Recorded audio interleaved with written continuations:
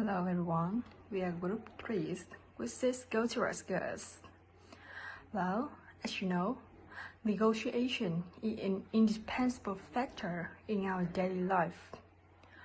It could be from schools to companies, and today, the purpose of our presentation is to introduce the mode of negotiation which we usually use. It's cooperative, and our presentation is divided into 3 main sections. Now, let's start with part 1.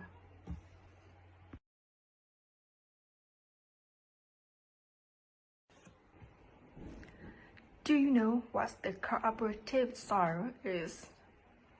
To be honest, in the cooperative style, the basic principle is that both parties can gain something from the negotiation without harming the interests of the other.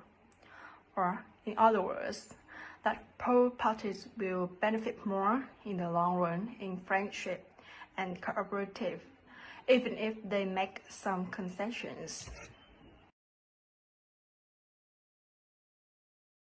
Now, I would like to move on to next slide, which shows about where and when it often occurs.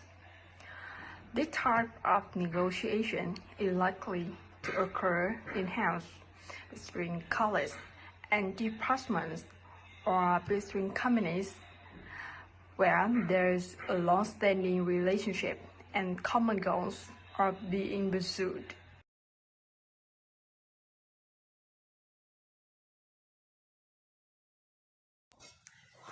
My name is Hạnh.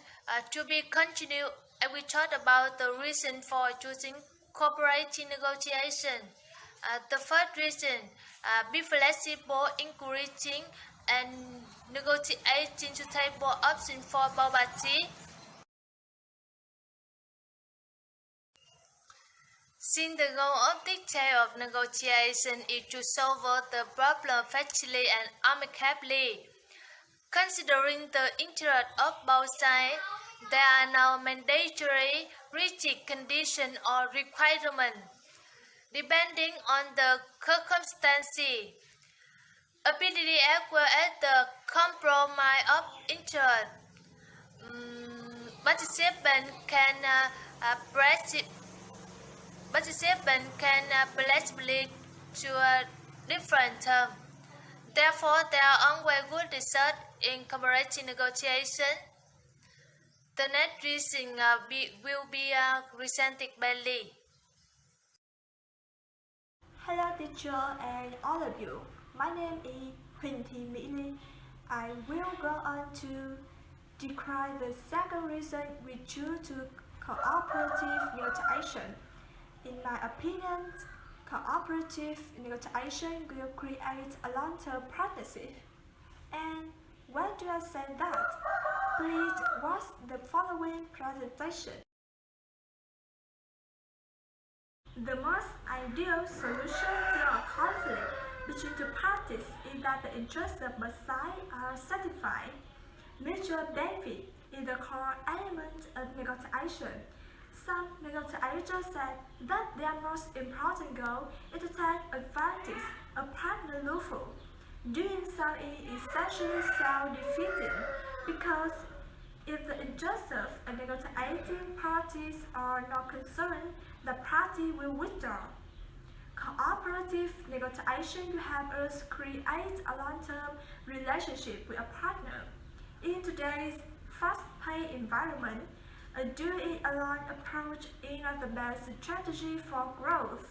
Companies that start naturally need to find new ways to drive collaborative innovation to deliver what their customers need today and into the future. A long-term strategy partnership benefits everyone, the business, the employees, and the customer.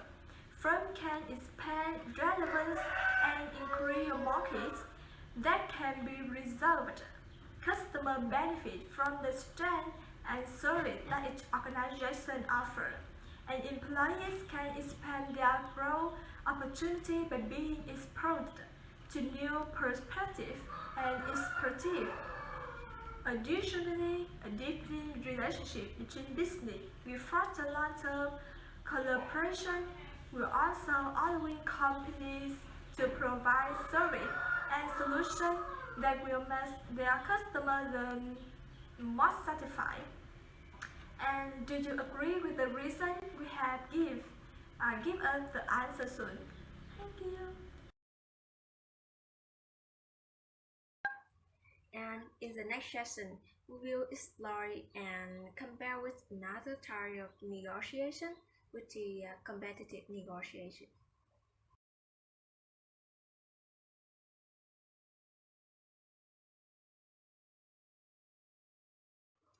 The concept in direct contrast to the cooperative negotiation methods is cooperative negotiation. This is the method for negotiating the pricing, the term surrounding a particular transaction. This method of negotiation is based around the concept that negotiation is a zero-sum game, meaning that one party must win the negotiation while the other parties lose. So, in this move, the negotiator treats each other as a rival. Therefore, the understanding the needs of other parties due to develop strategies to exploit the weakness rather than find a satisfactory solution for both parties. In fact, this type of negotiation may be appropriate to indicate one-term contract with the aim of achieving the best possible outcome without considering future relationships or risk of breakdown in negotiation. Some believe that showing concern to other parties may weaken a party position and create opportunity for exploitation.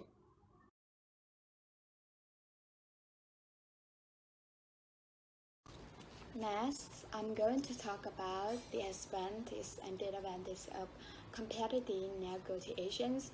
For the advantages, so first, it shows the standards and values that have been convened by themselves.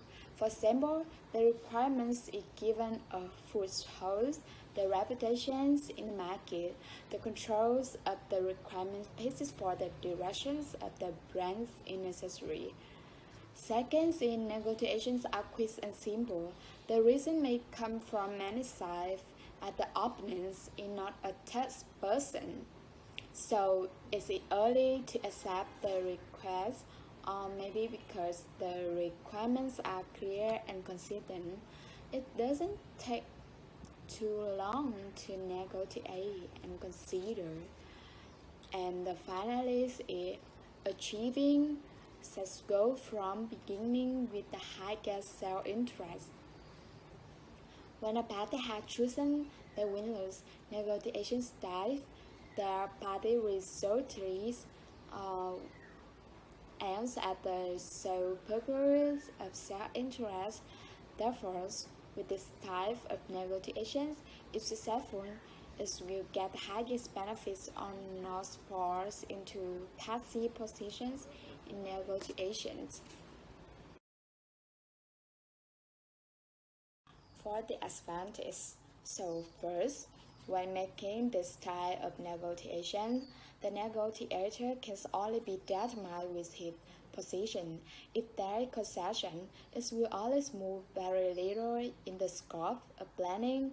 Therefore, negotiators become rigid and less flexible. Second, it's easy to come to an agreement. The negotiations are not successful. If the two sides negotiating together choose win-lose, the negotiation takes place tense, prolonged, as possibly broken in the middle. The contract is not single. The cooperation is broken. And the finalist is make the relationship between the two parties only unilaterals and temporaries.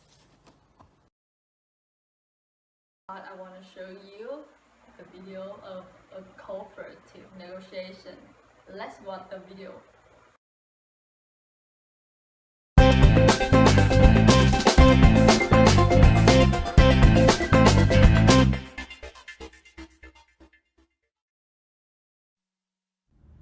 Sabina Kolbeck is the head of Save It, an IT firm that has been contracted by QPG to update their website and build them a new intranet.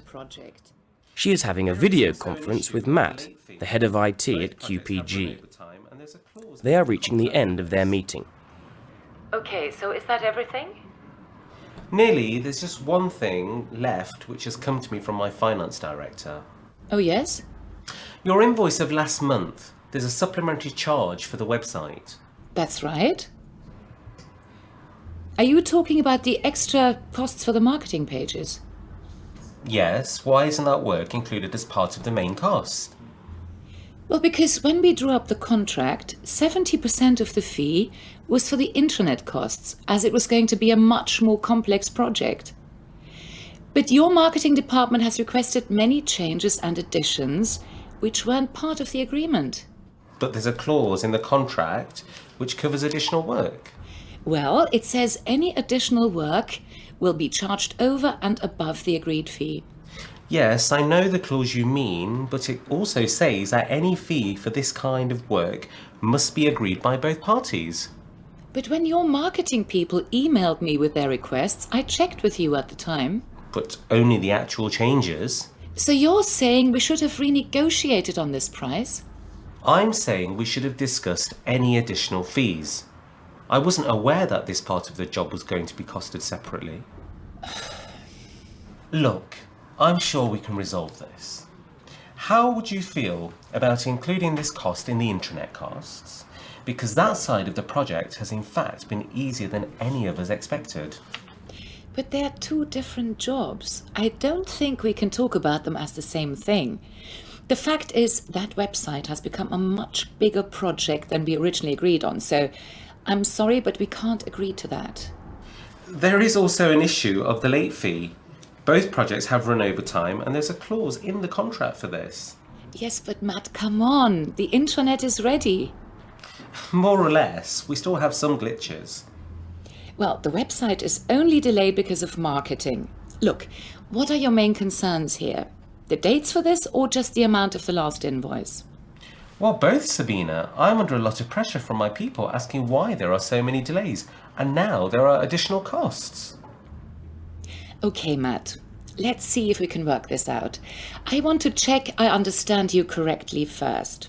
So, your main concern is the existence of additional costs when there are delays, and the fact that people are putting you under pressure. Is that right? That's it. Sabina Kolbeck is a head of an IT firm that has been contracted by QPG company. She is having a video conference with Matt, a head of QPG company. They have some problems about extra cost for marketing page and time complete to project. Sabina's company is behind within progress. Under the contract, they have to pay a late fee. Why Matt company want to reduce marketing cost? Why we say this is a cooperative negotiation? There are two reasons.